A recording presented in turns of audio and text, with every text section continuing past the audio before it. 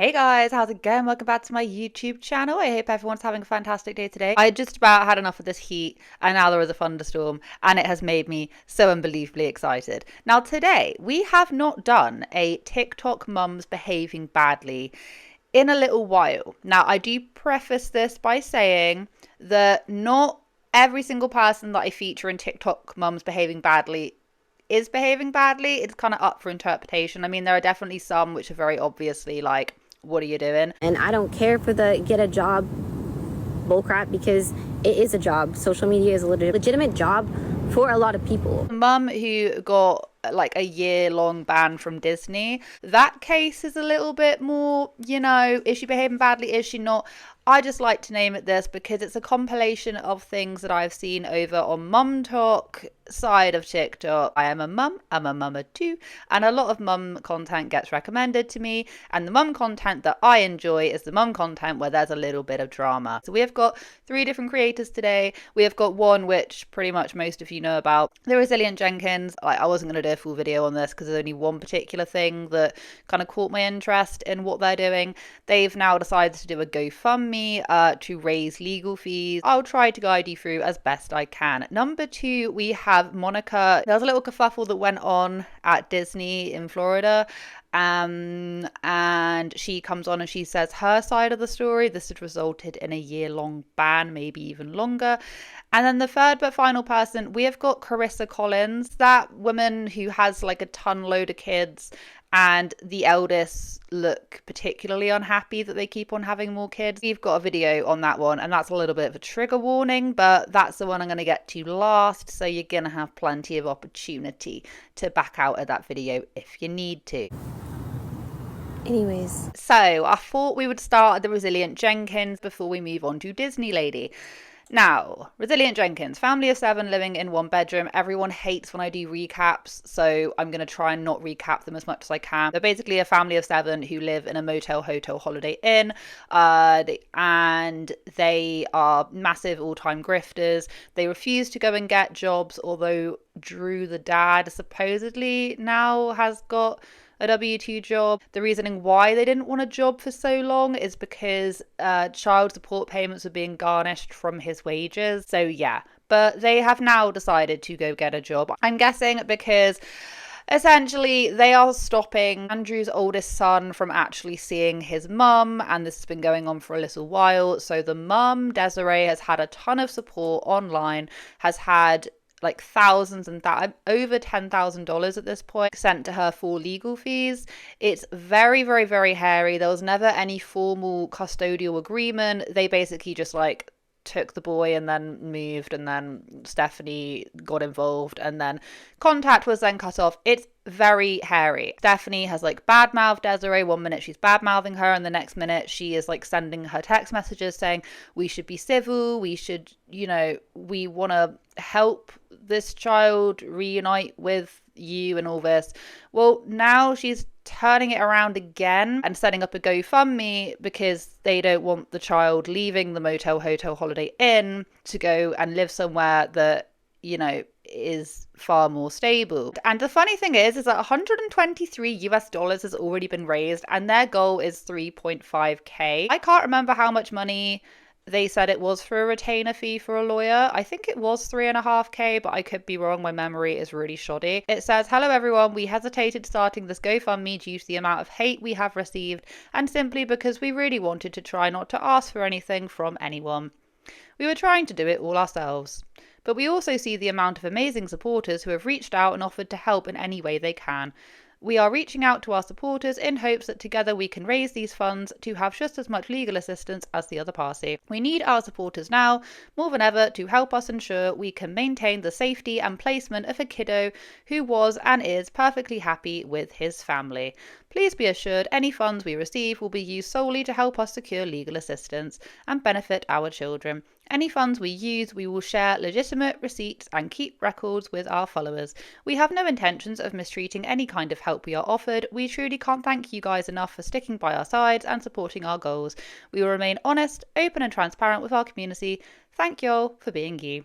Okay, now I will say that there can't be like a ton of people willing to donate because, I mean, They have only raised 123 and it has been up for a day or so.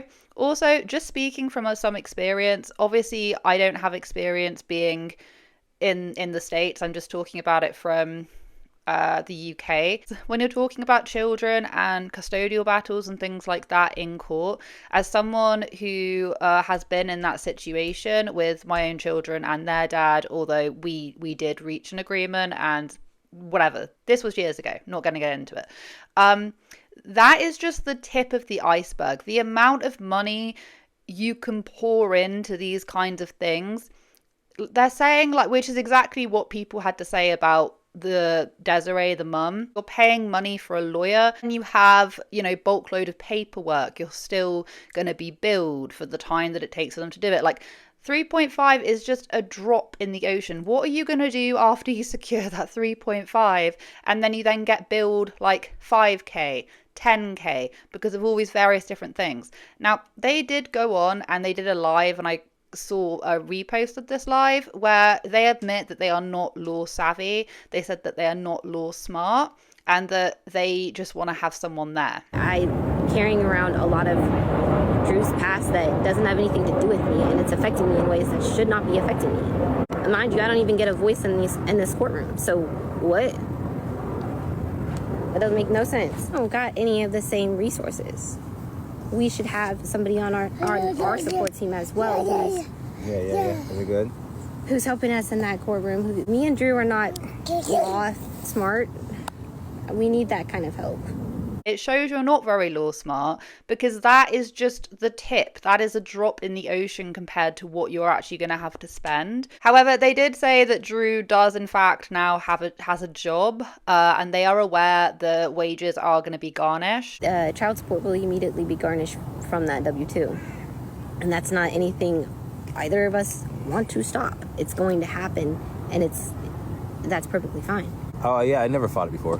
Oh, people. They think that we've been fighting it deliberately. And deliberately, because that's just how she I never fought it for years. I never fought it. I just let it get taken out. Whatever garnished got garnished, and then whatever got taken out of back pay taxes got taken out of back pay taxes. Last time I did taxes, 13 grand got taken out or something like that. Made the balance to zero.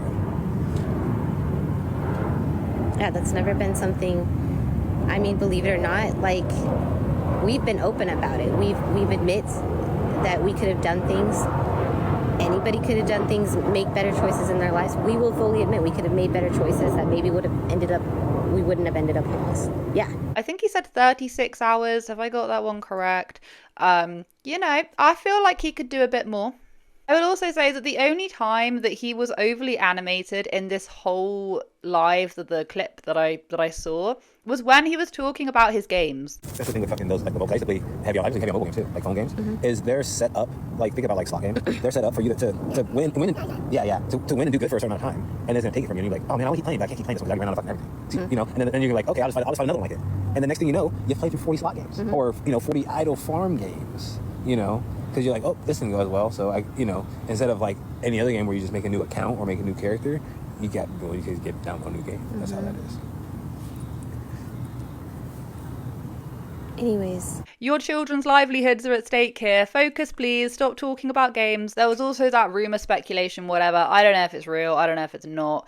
It wouldn't surprise me if it was real, but I don't really know. I haven't really looked too far into it, but they do go off on a tangent about how people keep trying to set them up when they say that they're not going through a good time relationship wise, then things will be planted, like people saying that releasing text messages of Drew messaging another woman. It's funny though when she's saying when people sense that we're going through a bad patch in our relationship, that's when they do things. This is the same woman who keeps on showing us that Drew is just incapable. Like when she was trying to do a live stream in her car and she left her kids alone for like 30 seconds and Drew was already knocking on the door, like wondering where she was. I'm on live. What's up? No, I just didn't know you were coming out here. Okay, well, I thought we... Okay. Just talked about it, but okay. It's not helping their case. That, if anything, Nothing that they do is helping their case. Okay, it's just building a digital footprint of how they are seriously lacking in looking after these children. And there was one more bit as well that caught my attention when she's saying, you know, you guys all come after us for things that are just normal parenting, like when they shout at their kids or all of this that we have seen that they have done. You're just coming at us because that is normal. Maybe you guys just don't spend a lot of time with your kids and that's the reasoning why. Like that by a man, I would never like. I don't treat them You like okay? anything. He ain't treat them like nothing. Snapping at kids every now and again. I'm sorry. Do you not have children? That's what I be saying is you guys all come at us for things that are normal parent things. People snap at their children when their children are being extra. You have never called your kid a bug for real? I don't believe it.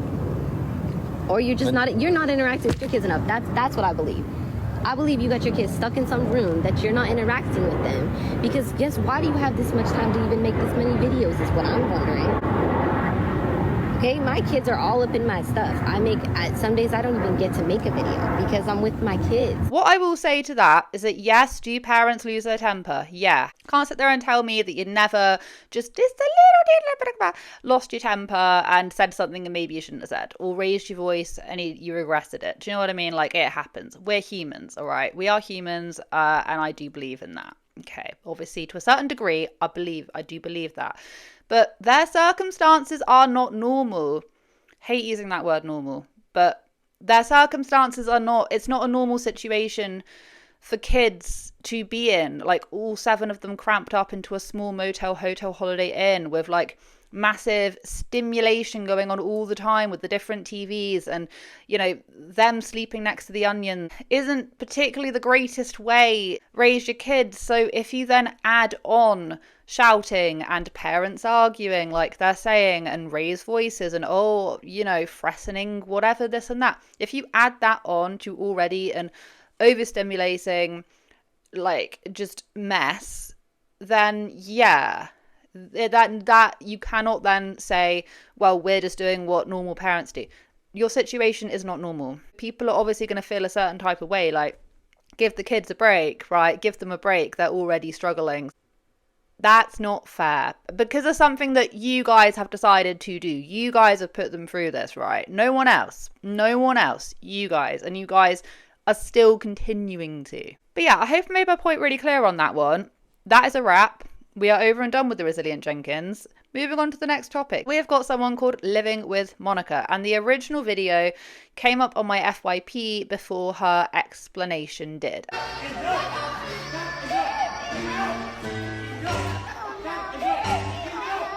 Some sort of kerfuffle was going on in this queue at Disney. And that's all that we really saw, and people were a little bit confused as to what was going on.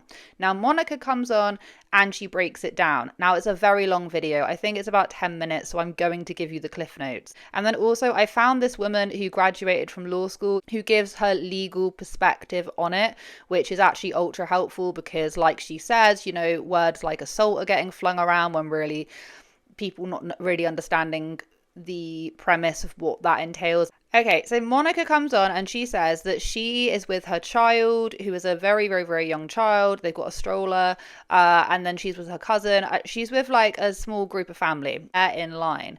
They have a bunch, about 4 different adults, older adults than her, behind her in the line.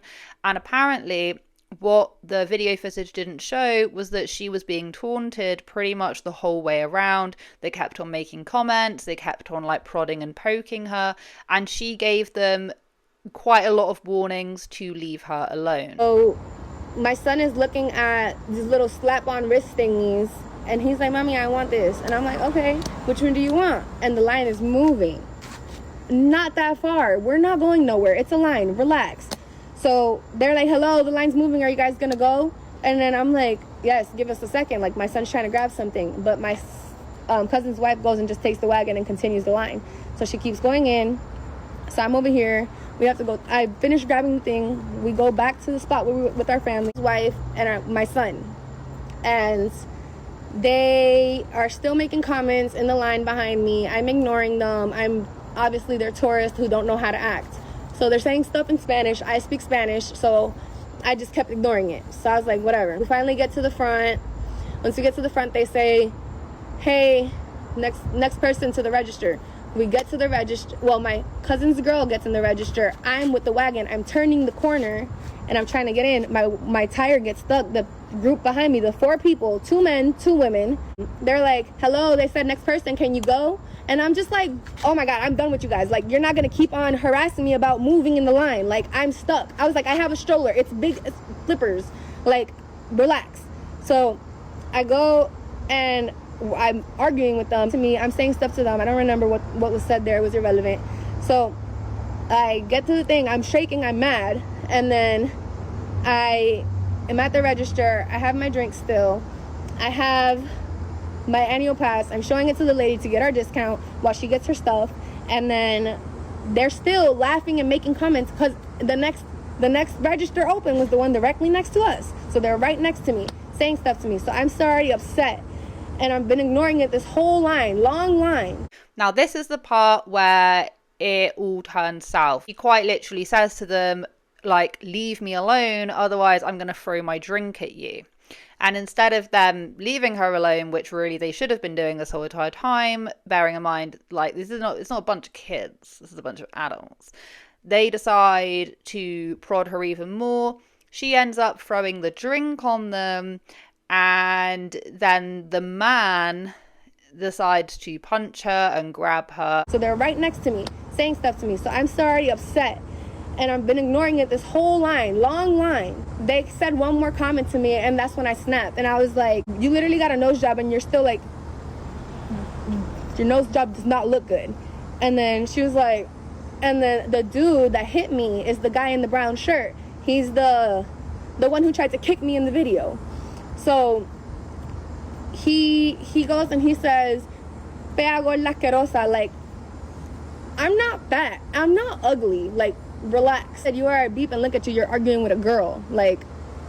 So he said, blah, blah, blah, blah, blah.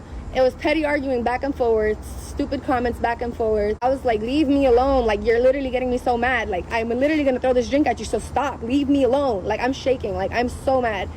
And then he's like, pues hazlo. He said, then do it. So I'm like, and I'm just like, oh my God, leave me alone. And then the dude said something, can you just go pay your thing and go? Are you not buying nothing? And I was like, so I took my drink and I threw it at the girl because obviously I'm not fighting with men. He instantly, he punched me twice right here and then my lip.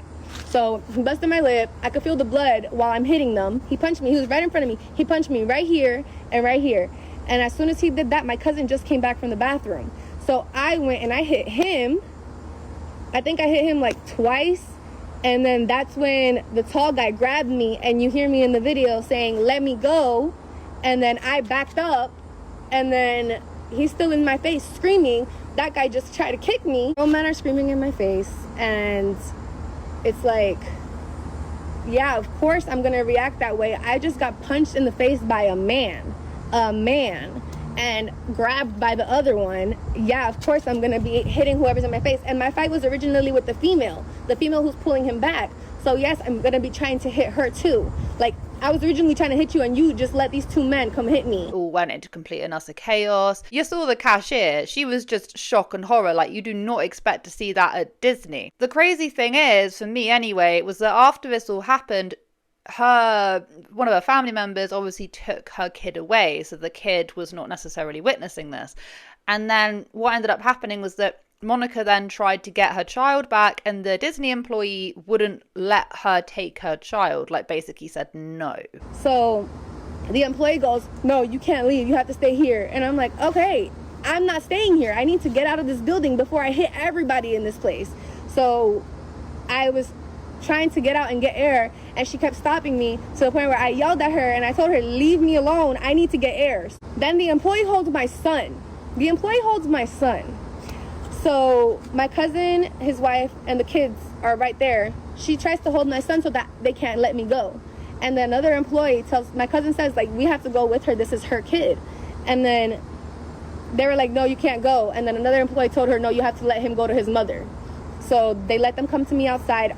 I heard my kid saying, I want my mommy. And that's when I finally was like, no, this is done. I went and I grabbed my kid. I sat down and I just started crying. I was just sitting on the bench crying. I didn't run away. I didn't do anything wrong. A man punched me in my face.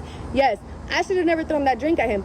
But I kept warning them. Everybody can see that I kept warning them to leave me alone. They did not want to leave me alone. They thought it was funny to mess with me. So then the police then come. She stays around because obviously she wants to report it. You then see in later videos that she does in fact have like bruising on her face, and she has bruising where she's been grabbed by this man. And yeah, she talks to them, and the police turn around and they say, yeah, well, the Disney park want to give you a ban, but then after a year you can look to appeal it if you contact them. But the interesting thing is that the other group of people were never found. They kept asking me if we knew them, and I was like, no, I did not know them. I have no idea who those people were. I don't know a single thing. I just know that it was 2 men and 2 women. You guys see them in the video. If anybody has any other videos, send them to me. But yeah, I don't know who they were. I did not leave. I waited till the cops came to tell them everything, and all I got was banned from Disney, and that is okay. I will accept that punishment. I was the only person who got anything with anything. Like, I didn't get nothing. I didn't press charges on the people. I let it be because they don't even know who those people are. They couldn't find them. They told me they were looking, but the park was closed. Everybody disappeared as soon as that happened. I am a calm person. I am not a violent person. When I am harassed and disrespected and you get me to that point where I'm upset, yes, I act out of character. But it takes a lot to do that, and they were instigating me the whole time. The fact that the other group of people were not found, right? I just think that Disney just wanted to blame one singular person, so blamed her, because tell me what, there ain't no way that they couldn't find the other group of people. That doesn't make any sense. Detective Amy, surely you'd look on the cameras, see what they look like, and then if you then, like, do they not have cameras when people are checking into the park? Surely you'd be able to, you know, log back and look to see when those people checked into the park. Am I making any sense whatsoever? And then look at who signed in at that particular time. Maybe that's not how it works. Maybe I've watched way too many, like, police programs, but that makes the most amount of sense in my head. I feel like they just didn't care enough to actually follow it up and just wanted to blame it on one person. I watched this video from this lady who is a law graduate, and even though she doesn't practice in Florida and she's never practiced in Florida, she gives the definition of what assault is, what battery is, and says that even though she was the one to throw the drink first, because she says that she was being provoked, and she gave a solid warning prior to her throwing the drink, that then gives a whole different meaning to what has actually happened. A lot of people are in the comments talking about, like, she assaulted them first. I've never practiced in Florida, but I did look up the statute. You guys use assault the wrong word. Assault is like the threat of violence. It's like the threat of violence and then actually being able to do it. Like, if I say I'm going to beat you up, but you're not anywhere near me, or I can't get to you, then that is really, like, it's hard to kind of prove. It's the threat of violence plus being able to go through with that threat. Battery is what you guys are talking about. Battery is like the striking, the hitting. That's a battery. That's why it's called assault and battery. Assault is not what you're saying. So that's number one. Please stop throwing that word around. You guys have got to Google things. And so the issue that a lot of people, just my educated opinion, when she told them to leave her alone, that to me would probably be the most viable defense. You were told to stop talking to her. She had let you know she felt uncomfortable, and you kept on going. Florida obviously has a stand ground law and all these other things, but you have sort of the defense of basically saying, like, hey, like, if I'm telling you to stop talking to me and I'm telling you to leave me alone and you keep on talking to me and I feel like you are 4 people threatening me, I feel it. It's not about whether they did it or not. It's just how you are interpreting it and how a reasonable person, is the standard reasonable person would interpret it. Then yeah, you do have to leave that person alone. If they're feeling threatened, they do get the right to strike first. It's not some kindergarten play school rule about the first person who hits is the wrong one. The first person who throws the drink is the wrong one. That's not really it. You look at the totality of circumstances. You look at the whole thing. Now, if she would have walked up to them and threw a drink and threw a punch, she would be wrong. But clearly you guys are in a conflict. Did she try to de-escalate it? Yes, she did. She told you to leave her alone, did she not? Okay, so you kept on talking to her, right? You're now engaging. Now the culpability is going to be shared. That's sort of what you need to look at. So I don't think that there will be probably any charges. I mean, this is like a scuffle, and I don't think a guy should be hitting a woman. I think you should shut the fuck up, honestly. But hey, if it does go, that's sort of it. It's not some open and shut case. I know a lot of you guys think because she threw the punch that she's the person in the wrong, but it doesn't work like that every single time. Someone said, what happened was not okay. You should not have been harassed or hit, but you technically started the physical fight by throwing your drink. You also should have more situational awareness when in line in public. It doesn't matter that you are with your child. Don't be rude to everyone around you. If you or your child are not ready and continue to hold up the line, move out of the way and let guests behind you go first. That is common courtesy. You clearly don't understand that, and your story proves that. You are both in the wrong. However, your personal behavior escalated the situation, so you need to take responsibility. Someone else said, they were doing reactive abuse, meaning they were pushing you until you reacted and then using that as a reason to escalate the situation. Even you throwing the drink is understandable, and it doesn't mean you were out of control or even the one who should be blamed. They are completely at fault. They were pushing you to that point on purpose, waiting for you to react. Someone else said, you lost me when you threw your drink. Someone else said, Disneyland is made for families, adults and children, but let's be real, it's really about the kids. Let's normalize adults who go understanding to be patient with the parents with children, or don't go to a place full of children who need time and patience. Everything said is understandable. Changing diapers, children taking their sweet time to choose toys, maneuvering strollers, wagons. I'm seeing too many adults going to Disneyland to get drunk, etc. Very good point, actually. A very good point. It is a place where, you know, kids can be, right? I mean, yeah, you do have Disney adults as well, but treating it like it is solely an adult, you know, party where you can just sort of like get drunk and roll around, yeah, it isn't really the way it should be. Let me know what you think on that situation, because like I say, the comments are extremely split, but I would love to hear everyone else's thoughts and feelings. Okay, so the last one, I'm going to put a trigger warning on this one because it's actually just, like, it's unsettling. Also talking about miscarriages as well.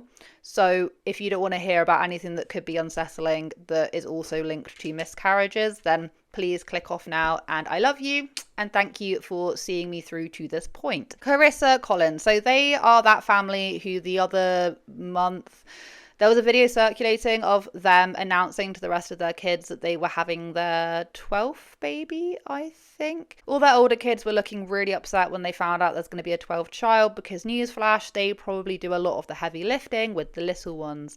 They're also all homeschooled as well, and they don't believe in like having additional help in the house, so it's kind of put 2 and 2 together, you know. About how my life got flipped, turned upside down, and I'd like to take a minute, just sit right there.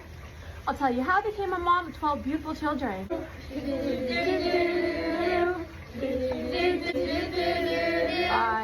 didn't hear me. I said 12 children. You said 12 children. You guys. Yay! Yay! Mommy, pregnant! Yay! You're pregnant! Mom, I knew it! Mom, you're pregnant! No, Mom, no! Mom, you're gonna have to. Wait, no! I don't know what I'm gonna have, but yes, I'm pregnant. Wait! That 12th child, very sadly, she is suffering a miscarriage. Now, she was she was showing, I'm not sure how far along. And you are then on your 12th child. You could not even really be that far along, but you could be showing quite early on because your uterus is used to the expansion. I don't think she wanted to go and get the baby removed. I think she was just, she wanted it like naturally would come out. And she posted this video of, oh my god, it's horrible. I'll put it up here. I'll try and like blur things, but basically she like did this video of her saying something about like squishy, like sensory or something like that, and like her younger kids were like hitting her stomach and like playing with it and stuff. It was really bizarre. And let's not forget as well, if you're doing that and you're also suffering from a miscarriage as well, you could be prone to like really bad infection. I was reading a lot of the comments and a lot of people are pointing that out as well, is that it's actually quite dangerous to do that. You can get all sorts of problems that are wrong. Not to mention that it's dystopian and weird, like really, really strange, like really strange behavior to do that, and to also encourage your children to do that.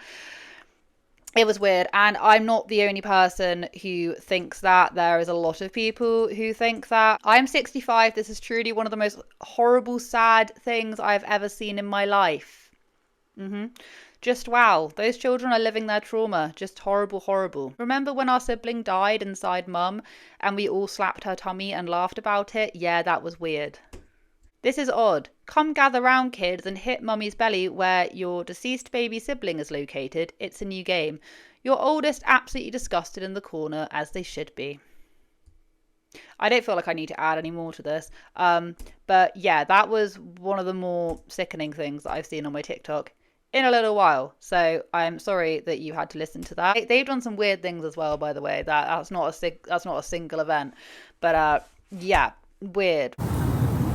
Anyways, I hope you guys have a wonderful day wherever you are in this world. You take care of each other and you take care of yourselves. And I will catch up with you guys in the next video.